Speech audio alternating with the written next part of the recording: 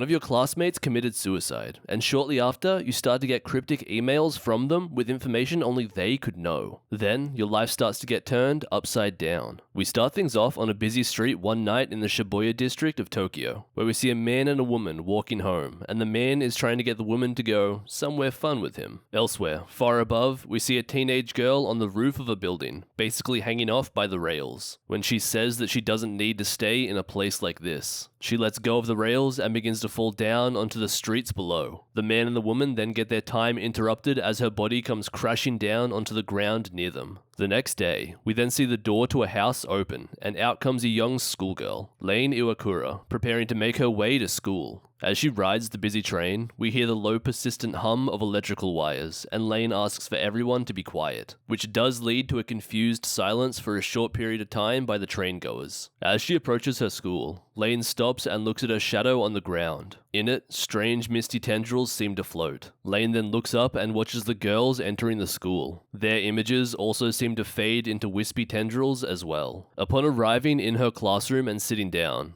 Lain hears the sound of a girl crying behind her, Juri. Her friends try to console her by saying it's just some stupid prank going around and it will be okay. One of Juri's friends, Alice, then comes up to Lain, asking her if she got one too. Confused, Lain asks her what she's talking about, and Alice tells her that an email claiming to be from Yamoto Chisa is being sent to various students. Lain, however, admits that she's not very good with computers and doesn't really check her emails. Another friend, Rika, then comes up as well, and Lain asks them why Juri is crying. They explain that she got an email from Yamoto Chisa, the girl that we saw at the start who threw herself off the building. Although, seeing as that would be impossible, as she died a week ago, they assume it's just a prank. A short time later, while the teacher is writing on the blackboard, the words suddenly become fuzzy. She sort of then zones out while staring at her hand. Suddenly, small outlets appear in her fingers and smoke seems to drift from them around her and above the classroom. After school, Lain makes her way home. Her house appears to be neat yet lifeless. No one appears to be home and she doesn't call out to anyone to let them know that she is. As she makes her way into her room, she sits down on her bed and we see this weird looking computer on her desk. After putting on a little bear hat, she turns on her computer and is informed by the operating system that she has mail from Chisa.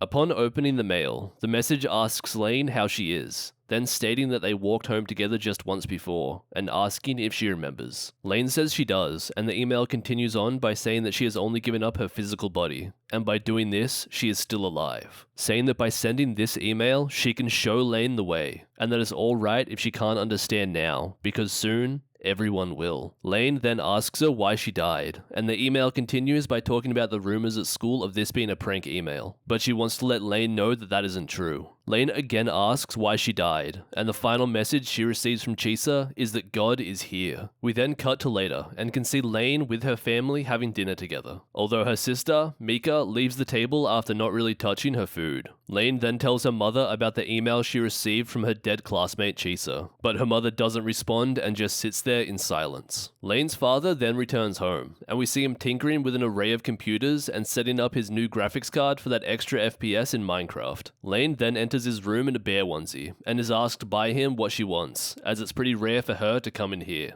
Lain then asks him for a new Navi system, to which her father seems pretty amused at. He then explains that there is both the real and the wired world, where everyone is connected and there is no need to be frightened of it as it's just how technology has advanced. He then asks her why she has a sudden interest in the Navi system, and Lain responds by saying that she has to meet with a friend. The next day, as Lain makes her way to school on the train, it suddenly slams to a halt. An announcement then goes over the PA system, apologizing for the inconvenience and that it has to stop because of an accident. As Lain then looks out the window, she sees a blood-like liquid begin to drip down from the electrical wires above. She then seems to transport from place to place. A busy street, then to the bottom of a subway, then a plaza, then into her empty living room, before finally ending up at a railway crossing, where a schoolgirl is seen walking onto the tracks. Lain tries to communicate with her, but her face keeps shifting between smiling and screaming, just as the train comes bearing down on her. Suddenly, we see tears falling on paper and are transported to Lain's classroom.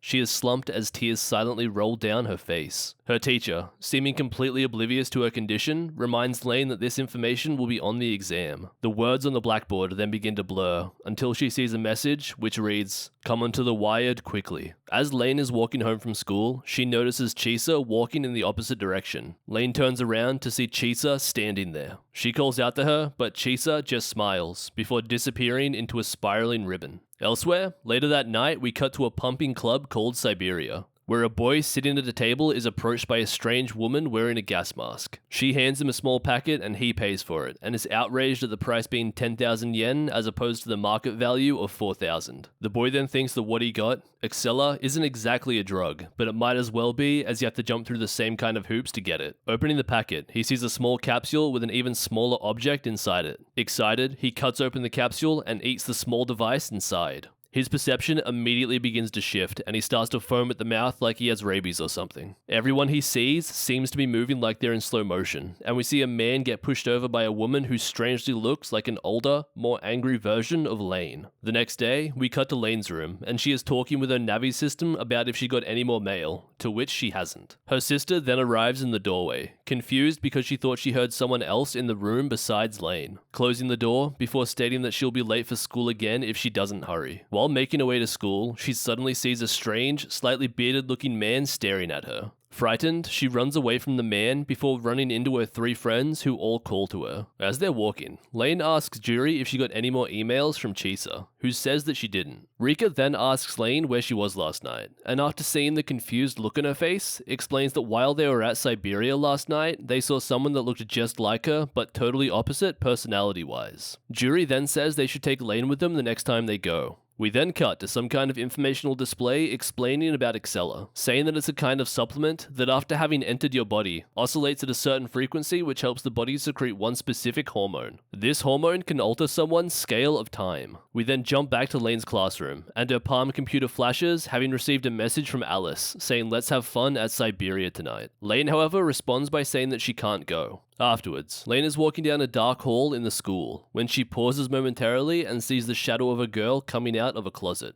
Then, shadowy figures begin to walk by her, and Lain is increasingly frightened. The girl from the closet then approaches her, her face changing form following the same pattern as the girl she saw from the train earlier. Lain can do nothing but cower in fear as the image of the girl passes through her. As Lain makes her way home, a delivery truck is out the front of her house, and the driver explains that he's glad she came home because he's got a delivery for her. After bringing all of the boxes inside and signing for the delivery, the driver is impressed with all of the gear she's ordered, saying that he's always wanted a system like this for himself. Lain, however, doesn't really know what he's talking about or what any of this means. He tells her that all of this is the latest top-of-the-line Navi model, fully equipped with everything you would need to make surfing on the wired completely trouble-free. He explains that he uses a custom system at home, but it wouldn't hold a candle to the gear she has now. Lain says that she still doesn't understand, but the driver, before leaving, says that she soon will. We then see Lain again a bit later on in her bear onesie, and she notices her father pull up in the driveway. She goes downstairs to greet him and finds him and her mother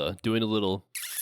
After a few awkward seconds, her mother tells Lain to get the boxes cleaned up, as it's blocking the way. Her father then helps her set up the new Navi system, after being surprised at just how eager Lain is to get it all started. After getting it all sorted out and Lain logged in, her father goes to leave and finds Mika waiting at the door, apparently listening in. Mika then feigns disinterest and walks away. Lain then tries to check her mail on this new system, but finds that there hasn't been any sent to her. She then gets a message on her palm computer from Alice asking her where she is, saying that everyone is waiting for her and she needs to come. And after that compelling argument, she makes her way out onto the street and begins to get directions to the location of Siberia from Alice. We then cut to inside the club, where Lain meets up with the three girls, who all seem to be very dressed up for the night, whereas Lain, not so much. They then seem to confirm that there is no way the girl they saw last night could be Lain, simply because the way she dresses is so modest. Just then, gunshots begin to ring out in the club, and we see a light shatter. Everyone in the venue begins to scatter, and Juri falls over in the panic. As Alice and Rika begin to help her up the stairs, Lain sees blood beginning to pool on the ground.